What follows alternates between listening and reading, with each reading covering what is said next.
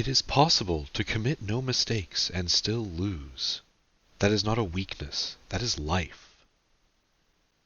Captain Jean-Luc Picard, Star Trek. The Daily Grind, Chapter 170. 6 people blipped into existence in an abandoned campsite outside of Alice Springs, Australia. Technically, okay, not even technically, really, they were violating the ongoing quarantine procedures for travelers. Pandemic restrictions were relaxing as more and more people got vaccinated, but there was still a proper protocol for arriving in the country, and teleport wherever you want absolutely wasn't it. They were all vaccinated, though, recently tested too, even a Rush, who might actually be exempt from the legal ramifications of their actions, being non-human. According to Deb, rat roach bodies took to vaccines in general with frightening efficacy.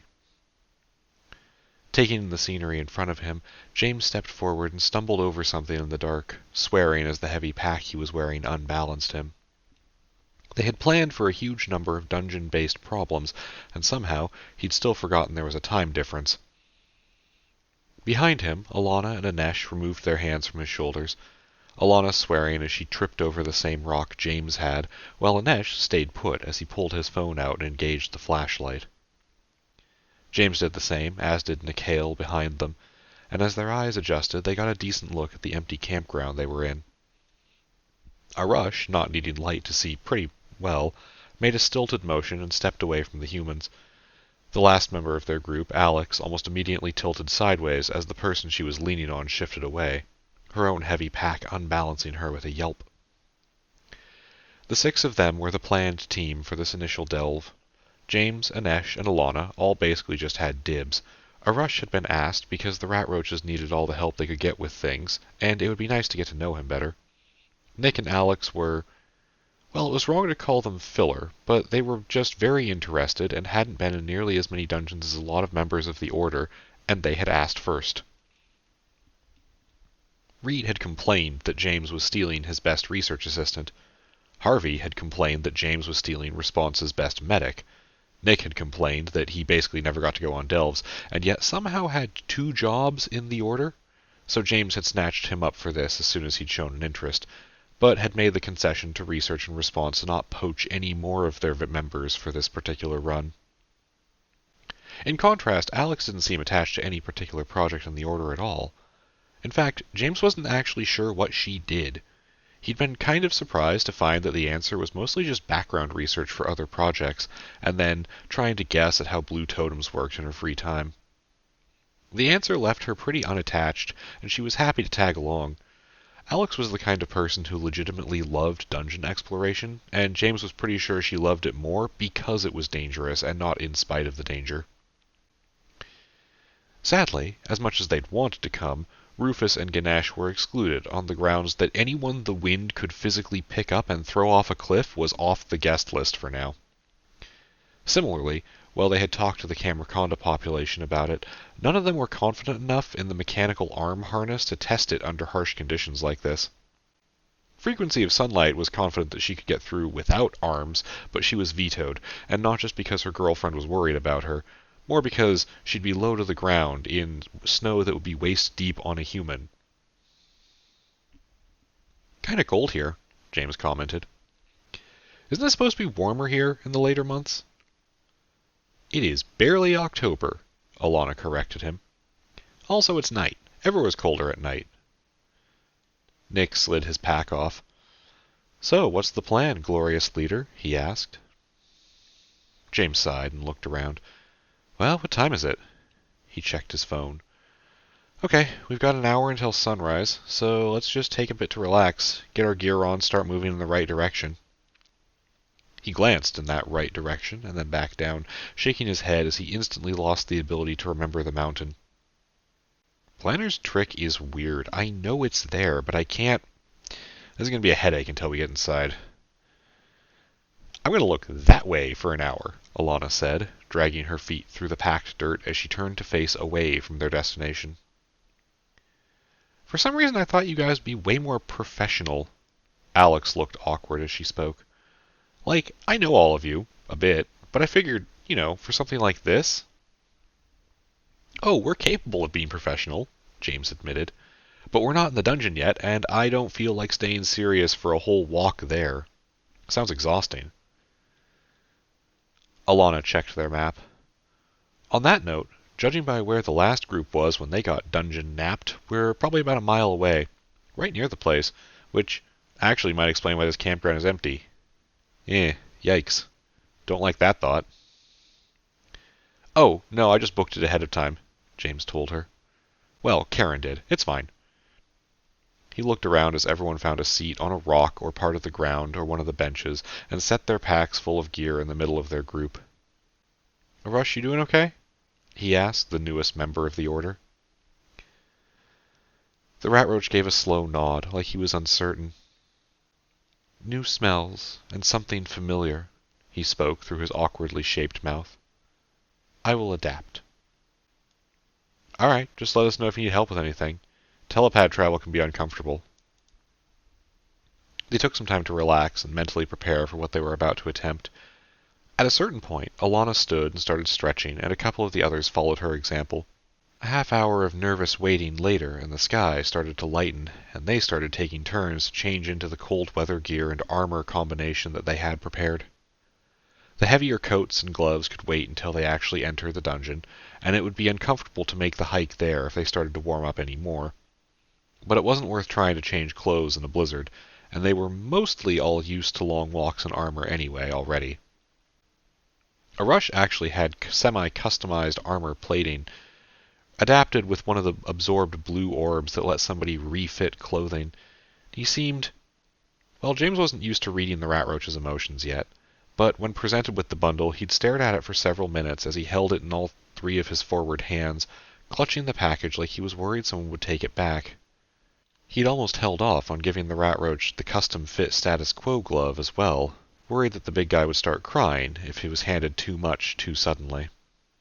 He was the last one to get changed, too, with James helping him into some of the armor.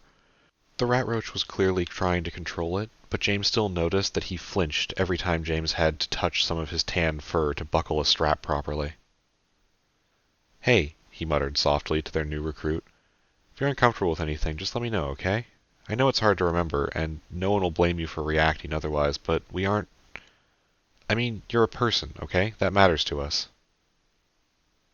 The tall rat roach hadn't met James's eye, but he'd still nodded, slowly, smallly, and James took that for a little bit of a win. Backpacks were rearranged and reshouldered, sips of water and snacks were had, last-minute bathroom breaks were taken. No one said much during this idle time, even James eased up on the jokes, mostly just playing Sudoku on his phone while waiting for everyone else. They weren't actually using their own phones, not really. They were smartphones, purchased in bulk and had no plan on them. All of them were in durable, waterproof cases with a slot on the front of the armor's webbing to be tied into so they could have a recording of the delve for future reference. The rest of their gear was a mix of standard mountaineering and standard delving tools, ice picks and pitons, rope and climbing rigs, but also sidearms, sharpened hatchets, reflex coffee thermoses, and a set of blue orbs for each of them. One of the copied status quo material breaker gloves, too, a trio each of the exercise recovery potions, and a half-dozen other little dungeon tech tricks and tools. The Order also had enough random computing power set up in their basement to operate a number of the immunity programs that their AI had been harvesting for them, and that Inesh had been slowly copying in the miscellaneous part of their weekly duplication rituals. Not all of them were incredibly useful, but everyone here was sitting at about 5% protection from venom and wood. They hadn't gotten one for cold, but James remembered Momo's debrief and the discussion of the tree creatures, so wood seemed like it would be okay. And, of course, everyone had been given an armory kit full of purple orbs. All 6 of them, if they hadn't had it already, now had an extra 1.5 meters of safe fall distance, a couple prevented broken bones, an extra half-liter of daily blood production, and a 1.5 degrees of temperature tolerance. A half-mile into their hike, Alex posed a question to the group while they approached the dungeon's territorial boundary. "Hey, why aren't we just flying Pendragon in there?" she asked. "I know Dave doesn't need to pilot her or anything, right? Shouldn't we... Dragon? Dragon would be so cool, Nick mumbled. We're not bringing Pen because she's huge, James said. And we actually don't want to attract too much attention from mundane authorities. This is one of those spiteful feeling dungeons, too. I don't think it would react very well. Also, the big girl doesn't like the cold, according to Dave. Neither do I, but you brought me, Alana griped at him. You and Anesh agreed. No complaining until we're actually on the mountain, James cheerfully reminded her as they kept walking up the slope of the terrain that approached the dungeon. That was the deal. Just past the line, Anesh said, interrupting the banter with a final check on his GPS. Should we gear up here? It was posed as a question, but he was already pulling a set of ski goggles over his eyes, slipping on the mismatched set of Dungeon Tech modified gloves. The others followed his lead, James trying not to feel stifled as he covered up so much of himself in a protective shell that wasn't quite needed yet. The sun was just touching the horizon, turning the sky into streamers of color that all of them took the time to sneak glances at, when they crossed over another kind of line.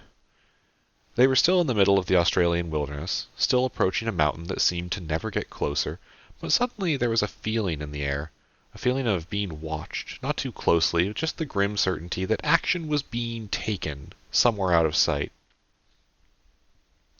James felt it on the back of his neck, and he tensed up instantly, along with a near-instant reaction from Rush, too. A second later, Alana and Anesh got the same feeling, though it was less specific. The others didn't react and almost bumped into the forward members of the group as they slowed down.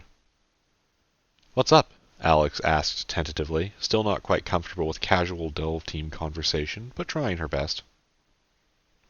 James opened his mouth to say something, when motion in the dirt to their left caught their attention.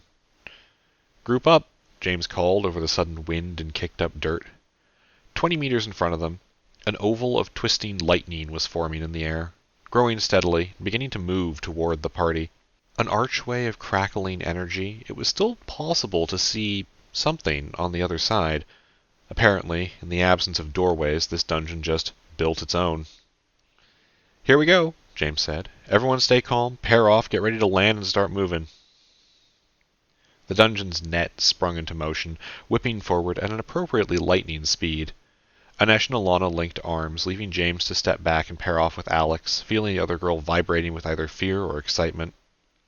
Behind them, Nick stepped closer to a Rush, and while the rat roach tensed up, he didn't shy away from gripping one of his reverse arms with his own delve partner. This took seconds, and in that time the mountain's combination trap and doorway had closed the distance, and they were through. It passed over them instead of the other way around, but the effect was the same. The sky shifted from sunrise colors to a crackling dark void as the electrical edge sealed around them.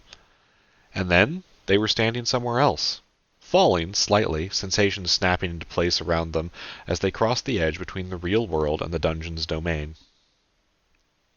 James landed in the snow, legs sinking down until the line of pure white cold was above his knees.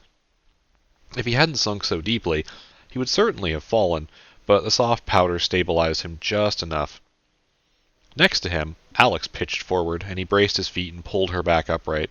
Months of magically assisted high-intensity exercise and a more active lifestyle than he'd ever really had before had made James pretty strong, which he knew in the abstract, but it was still a strange sensation to just move an entire human without too much effort on his part. Then the sudden motion and the wind and the lightning of their translation to a new place stopped, and there was the barest moment of stillness, before a new wind kicked in, a baleful howling that threw sharp handfuls of ice crystals into their faces and threatened to drag them off all on its own. "Everyone here?" James heard himself yelling over the sound of the wind. Ahead of him, 2 figures pulled themselves out of a snowbank as Anesh and Alana stood up. Off to one side, Nick helped a Rush up, and James saw the rat roach say something, but he couldn't hear it over the wind. Whatever it was, Nick jerked away kind of suddenly. He checked to make sure that wasn't a problem later. For now, everyone had a little more to do. Winter coats were sealed before the cold started to set in. Anyone who didn't have masks and goggles on already made sure to fix them in place now. Even a Rush had a more or less properly fitted set of winter gear just for himself. It was cold. It was really cold. But they weren't a group of unprepared hikers. They had come ready for this. And between the underlying wetsuits, the face coverings, and the extra thermal layers, none of them were in danger of freezing to death, at least not anytime soon. Around them stretched the dungeon. Winter's Climb. The name felt small compared to the vastness of this place, and yet, somehow, it settled into James with a cold comfort. It was winter, and they could climb it. That made this doable. Motivational in a way. Momo had described it, but actually seeing it in person was something else.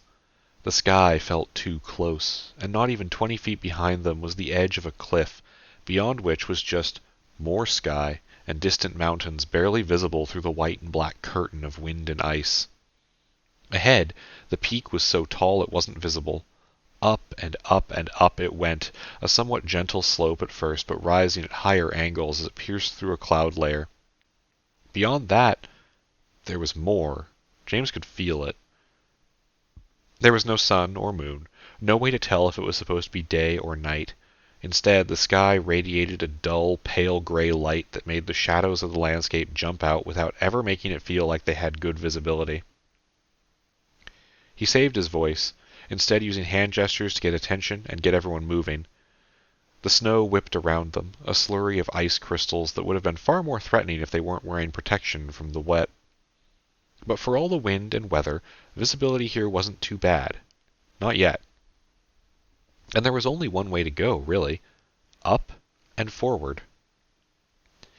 They could have circled around to the side of the slope, and there may be secrets to find there later, but for now they needed to explore, and the simplest way to do that kind of scouting was to take the cleanest path first. The team spread out slightly, moving side by side as pairs as they started heading upward. They took a little time to get their bearings, but despite being a huge and impossible space, the dungeon wasn't actually that large. It was strange because of how it wasn't strange, and James almost got distracted thinking about it as he followed the trail plowed in the snow behind Inesh and Alana. The sky was wrong. The scope of the mountain made him feel tiny, but mountains did that anyway. And unlike Route Horizon or Officium Mundi, there wasn't anything truly impossible about the landscape just yet, though not for lack of trying. James swore as a blast of wind sprayed more wet snow in his face. A quick wipe with the back of his glove cleared his vision, and he felt like he was warming up more than cooling down in his protective gear. But he knew it would get worse. Next to him, Alex swore and stumbled as she hit a rock under all the snow.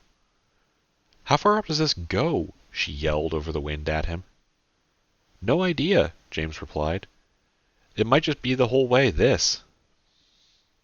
"Can we even fight in this?" she asked, her voice loud enough that Inesh and Alana paused and turned to check if everything was okay. "We'll figure it out," James said, patted her on the shoulder. "Let's keep moving. Maybe the wind ends somewhere." The slope they were on seemed to be maybe a 5-degree incline, and yet every step felt like it took 10 times the effort it should have. The snow pulled them back, the wind shifted to blow directly against them. James lost track of time as they proceeded upward. The landscape wasn't barren. Though the vast majority of what they could see in their close proximity was a white blanket, it was dotted in places by the tops of rocks poking through, or pockets of snow casting deep black shadows. Beyond that, there were larger boulders that showed off rough gray stone capped in white, breaks from the driving snow and the wind. Singular trees, proud coniferous forms showing off green branches that waved in the wind. The party avoided all of them. They weren't desperate for a break yet, they weren't starting to freeze. It was better to keep pressing on than to risk one of the obvious early potential traps. James wondered, not for the first time, but far more personally now, how Momo had survived this while she was wearing jeans. Just as James was starting to think the wind was going to be a permanent fixture here, he saw Inesh and Alana straighten up in front of him and start to spread out. Pushing a little extra oomph into his footsteps, he urged Alex forward, and a few seconds later stepped into a curtain of calm. Behind him, the wind blew and sleet fell.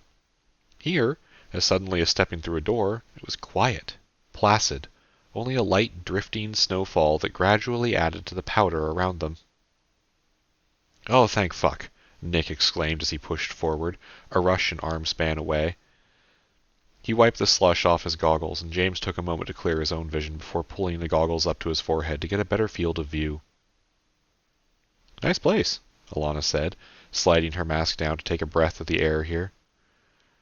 How are we doing so far? James took stock. Well, no monsters, he commented. Yet. I think we've gone... God, what, 300 feet? I'm not tired. Is anyone tired? I'm tired, Nick exclaimed. Not tired enough to stop. I feel like I've had a workout, Anesh admitted. I think we'll keep getting more of one. Behold. He pointed behind them, and they all turned. Arush, who had been rotating one of his legs to try to stretch it out, stepped back as he saw what Anesh indicated. The wind was getting closer. Just to make sure he wasn't seeing things, James grabbed a couple bits of nearby rock on top of the snow, walked back through the trail they'd forged, and set them, one after the other, on the top of the snow in plain sight. He turned and walked back, the others following him to a distance from the wind wall to watch. After about a minute of resting, the wind had passed the first rock, the dark sheet beyond which there was a howling gale and falling ice either moving or growing to get closer to them. A minute later, it took the next zone. That's, what, about a foot a minute? James said into the quiet of their newly discovered rest area. Anyone want to bet on if this just keeps going? Okay, that's bad, Alana nodded. So we keep moving. If we make good time, we can stay ahead of it. We go way faster than a foot a minute. The snow is annoying, but we're not, sluggish. We can buy enough time to rest farther up. Good plan. Anyone need to take a break? Nick, Arush, you two okay? Fine. Nick waved him off, despite leaning over on his knees and breathing heavier than the others. The rat roach just nodded, still watching the wind wall approach. All right, let's keep going. Looks like there's going to be a problem in about 5 minutes. I don't really want to face it in high winds. The problem James was talking about was the next part of their little climb. Ahead of them, suddenly spiking to a steep angle, the hill rose up, and while they could see where it started to level off again, it was well after the trees started to get thicker. If they wanted to, they could circle around the base of this rise, but there was a visible drop over on the right, and to the left they needed to navigate a pair of boulders so large that they were miniature mountains on their own. Not impossible, but this was clearly designed to make them pick a path. But that was fine. They needed to know what they were facing, and walking into a trap was often the best way to disarm it. And they weren't even as far in as Momo and the others had gotten, so how bad could it be? They stopped before the first tree, waiting for everyone to catch up and catch their breath. James turned to look behind them, at the distance they'd covered so far, and got a mild sense of vertigo looking down at the gentle slope of snow below. It just stretched on and on. In his hometown, where he'd grown up, James knew of a super tall hill near his family's house that he'd liked to climb as a kid.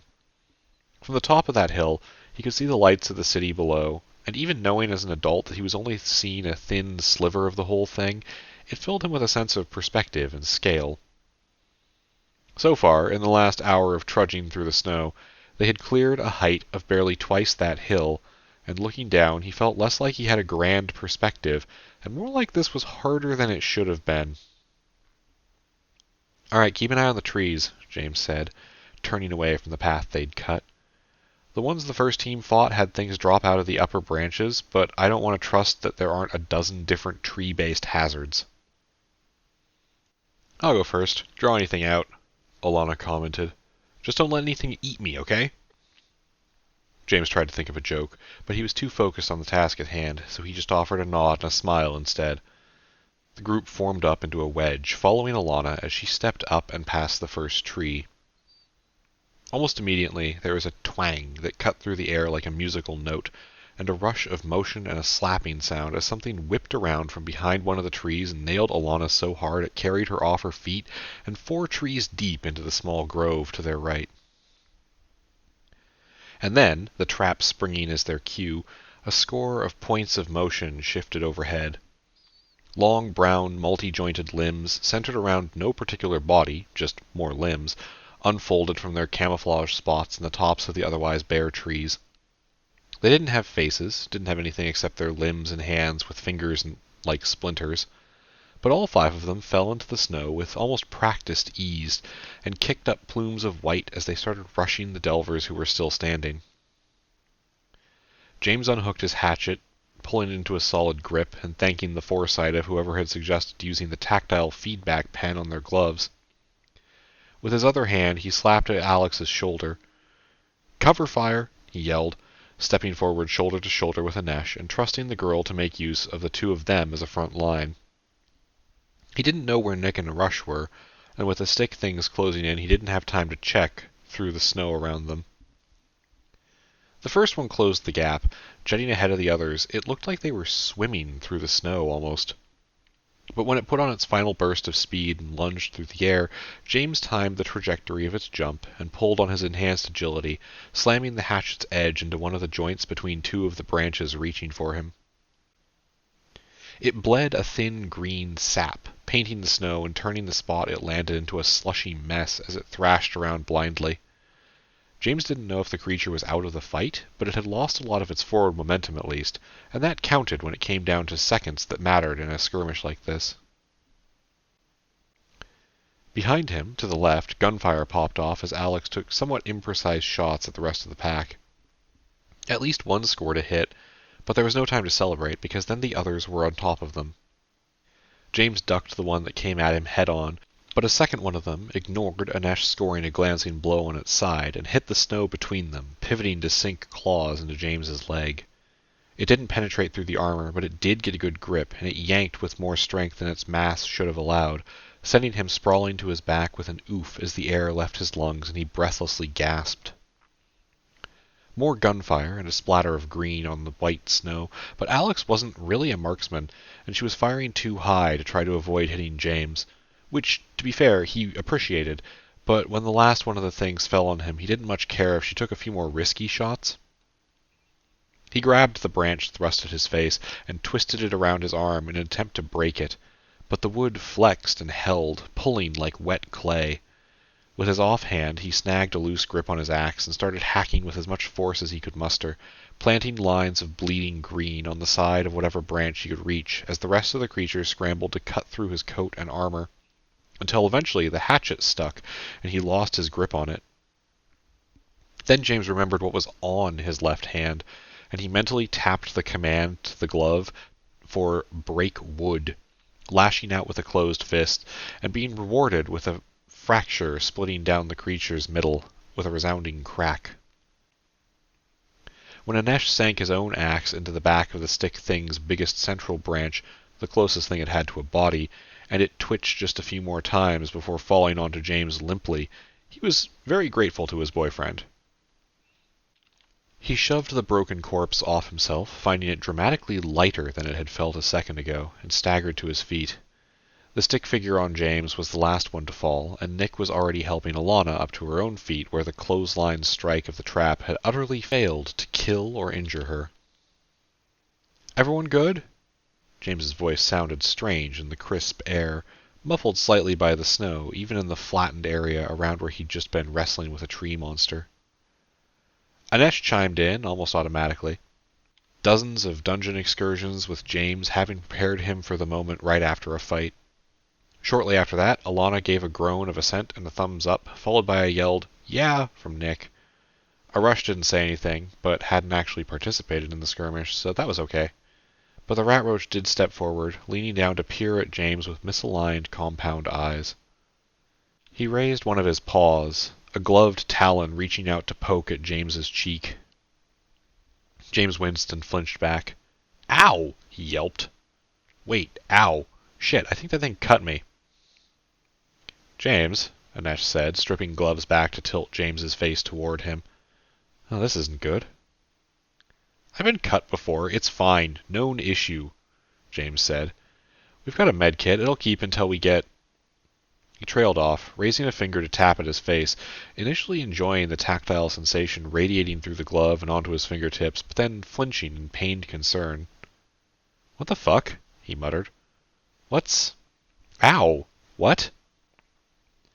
There was confusion in his voice because the feeling of the injury on his face wasn't one of a wet cut or dripping blood, but of rough wood, etched in a line down his cheek. "Everyone back away from the sticks, please," Anesh called, ignoring his own call as the others moved back, shuffling divots and piling snow as they moved. He crouched down and gently shifted one of the dead creatures sideways, moving one of its appendages to hold up the end. Long, stick-like claws that glistened in the dim gray light, slowly frosting over as the thick flakes dropped onto them. Anesh held it up to eye level and carefully pulled some extra perception from Alana. There, at the end, was a single drop of a thick green fluid, right on the end of the claw, channeled through a thin furrow of a tube. It wasn't the creature's blood. This was something else. This was venom. "All right, good news," James reported. "It's not spreading. Bad news, I may be part Ent now." He was itching at the mark on his face, where a line of bark had grown out of the line that had been cut down his cheek. "Okay, so Anesh, we good?" "Well, yes, they're all down. It's not spreading. I don't think there's anything we can do for you right now." He sighed, breath steaming in the air, before being whipped away by the frozen breeze. "We'll make sure to have Deb check you over when we get back. Fortunately, it doesn't look like too much of your flesh is converted, so we should be able to get it cut out." "Wow, gross," Alana groaned as she moved to huddle up with them. "All right, everyone come on in." The three newer delvers shuffled to join them as she waved them by, leaving the group standing in a loose circle. "So, what went wrong there?" Alex looked down at the ground. "I panicked," she said, almost tripping over herself to speak. "I didn't know what to do. I didn't want to hit James, so I just shot into the crowd, and I didn't do anything." "Also, Alana stepped on a trap," James pointed out. "Was there any sign of that?" he asked his partner. "Not that I saw. The wire was in the snow. I had no fucking idea how we're supposed to find those." "Long stick?" Nick asked.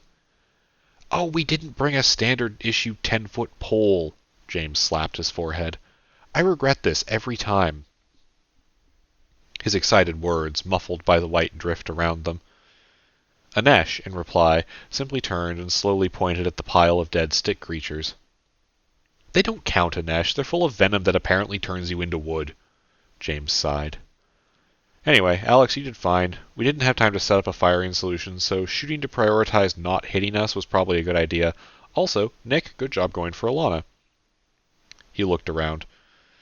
"Not bad for a first fight. We'll improve." "Not bad?" Alex had a wide-eyed look. "There were 10 of them. They almost killed us. How did Chavoy get everyone out of here alive?"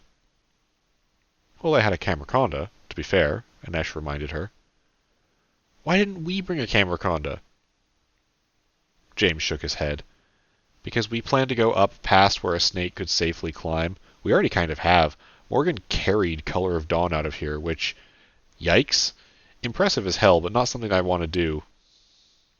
He took a deep breath, pulling his mask back up and wincing as it caught a little bit on the new tender bark skin of his face. "Anything else before we move on?" he asked. I did nothing." A harsh rasp of a stuttering voice cut through the snowy slope. A Rush, speaking up, still hanging back from the group slightly. If James didn't know better, he'd think the rat roach looked guilty, or at least expecting punishment in some way. And James did know better. It didn't take the subtle gesture from Alana to let him know what a Rush was feeling at the moment. "Yeah," James shrugged. "We didn't really think of a specific spot for you, did we?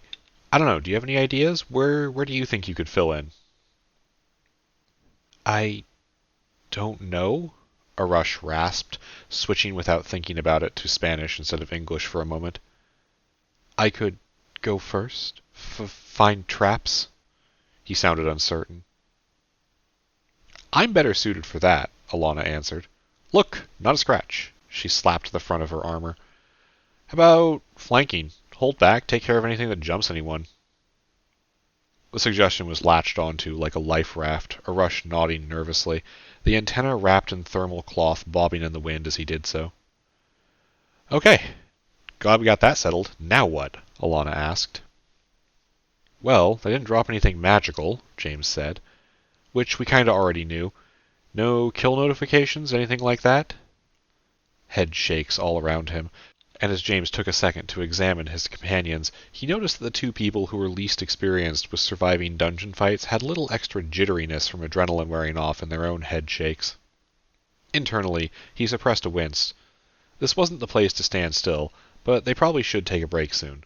So he did what he could, and motivated them to press on. "Well, my friends, I am afraid it is time for more walking. Everyone say thank you to your boots." He grinned, turning to incline his head and look toward the ridge past the grove of trees where the ground leveled up a bit more. "Let's go."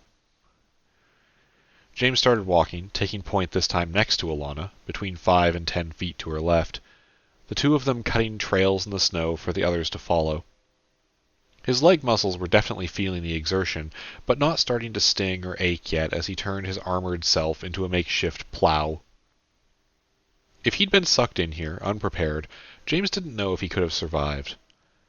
As he walked, he looked to the side, to where the slope was cut up with ridges like a series of steps, thick brown dirt and chunks of muddy stone jutting out of the white snow, splotches on the otherwise pristine landscape. There were only a couple scattered trees that way. If they'd climbed that side, instead of taking the smoother slope, maybe they wouldn't have to deal with the sticks. But he didn't fancy trying to get into a fight with something while also contending with the bad footing of standing on a sharp ridge. The terrain was making him a little pessimistic. So was the cold. The cold wasn't hitting James too hard. He was insulated by methods both mundane and magical, but just because he wasn't rapidly plunging into frostbite didn't mean he wasn't starting to feel it. Around the edges of his goggles and mask, where the wetsuit ended on his neck, the cold snuck in. Nothing too bad, just a creeping chill that was almost welcome, almost refreshing compared to the heavy warmth of his gear. But it wasn't getting warmer.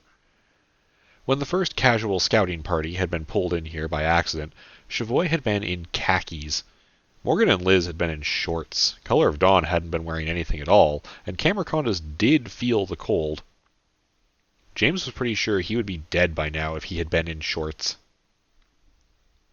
He didn't waste too much time musing on that. Instead, he kept alert, kept his eyes on the landscape ahead. They couldn't spot any tripwires, sure, but as the trees thinned out, that was less of an issue, and James became more concerned that they were going to run into the snow golems that Momo had described. Another set of steps, and the trees faded away entirely, except for one or two near the scattered boulders. The slope was starting to steady out, and they were nearing what had looked like the top half an hour ago, but now just looked like more hill. Pulling in a heavy breath through his mask, James paused to look behind them. They weren't high enough up yet, and probably never would be, to see over the stormy clouds that formed a curtain behind. But from here, James could see a massive edge that plummeted into nothing, curling out from behind either side of the slowly advancing storm, a canyon so deep and intimidating that it gave him vertigo from miles away.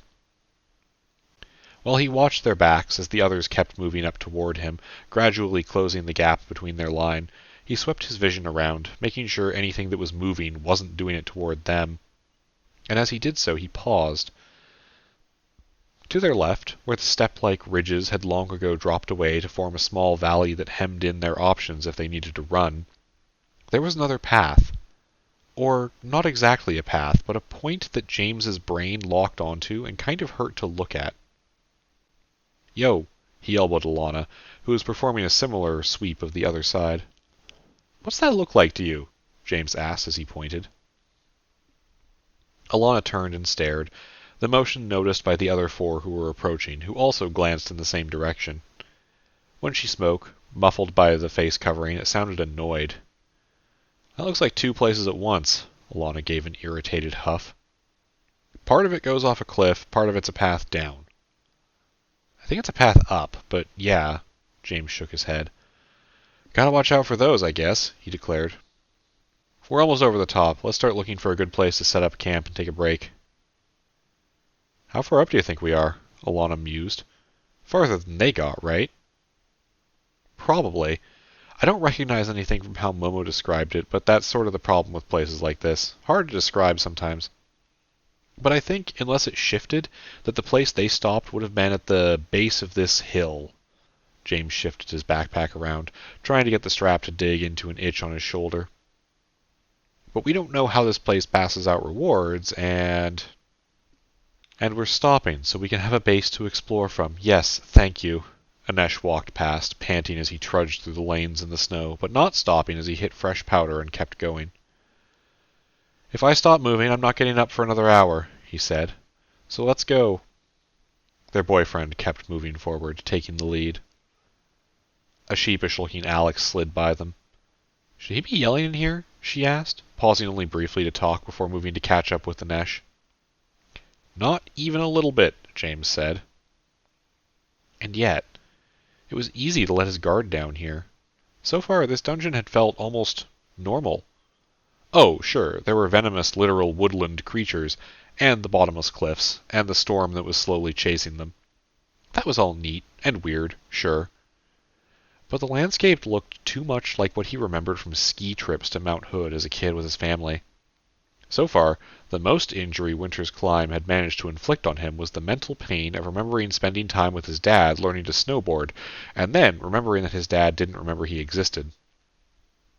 The cold and the wet couldn't get to him for now. The view was spectacular, and while the whole place looked bigger than it should have, it didn't feel too different from just going out to a random spot in the Oregon wilderness in midwinter. Then he took that last step up over the lip of the slope, onto relatively flat ground, next to where Anesh and Alex had stopped dead in their tracks, and James changed his mind. In front of them, stretching on for hundreds, maybe thousands of feet, was a lake. Sort of. It looked like what would happen if you dropped a rock in a pond. Cracked waves like a wall around the outside, a spiral rising up in the middle, a single teardrop of liquid flying up into the air. Except it wasn't water, it was ice. The entire lake, or at least the parts that were in the process of splashing up into midair, were all frozen solid. The lake itself was mostly liquid, though it had heavy chunks of ice floating in it. Wetsuit or not, James had no intention of going anywhere near that. There were cattails around the edges, a few frosted over thorny vines. The whole thing looked beautiful, even if the drop of ice hovering in midair was defying physics and flashing at them in a strange and persistent pattern of refracted light. Beyond the lake, a 3-story tall edifice of gray rock sat, cutting off further easy progress upward. It stretched to the right into a scattering of trees that rapidly became something James would call a forest, and left a half-mile or so before it disappeared into another blackened curtain of moving storm. Above that cliff, James could just make out another rising wall of stone beyond, waiting beyond a plateau. "Hey, is the crystal thing trying to hypnotize us?" Alex asked, confused, pointing up at the center of the lake's frozen impact site. "Oh, probably," James said, craning his neck and staring up at the glittering ice crystal. Something told him he should go touch it, but the thought was instantly noticeable as alien and intrusive. "Yeah, I think so. I can sort of feel it," he said. "Either it's not very good at it, or we should keep our goggles on and not stare too closely." "Cliff looks like a good place to set up camp," Alana said. "There's an overhang, almost a cave over there." James nodded. "Okay," he agreed. "Let's get moving. Not too fast, though. Skirt the lake, keep an eye out. We still haven't seen any of those snow things." Nothing lunged at them out of the muddy bank of the frozen lake, nor did any parts of the ice try to kill them beyond the ongoing mild hypnosis effect, which did actually stop as soon as they turned away from it. It was still a problem because they needed someone watching the lake, and then someone watching that person just in case, but it wasn't the biggest threat.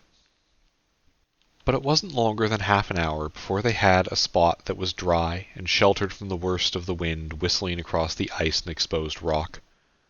A fire, composed of wood transported in a duplicate wallet of holding, crackling in the center of the little rocky overhang.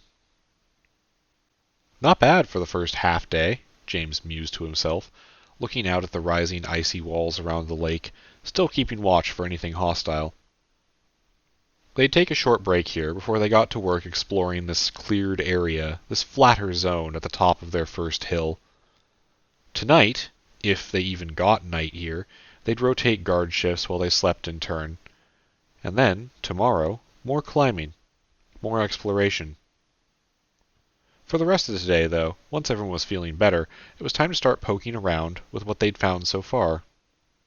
Were there secrets under the snow? Was there fruit on those vines by the lake?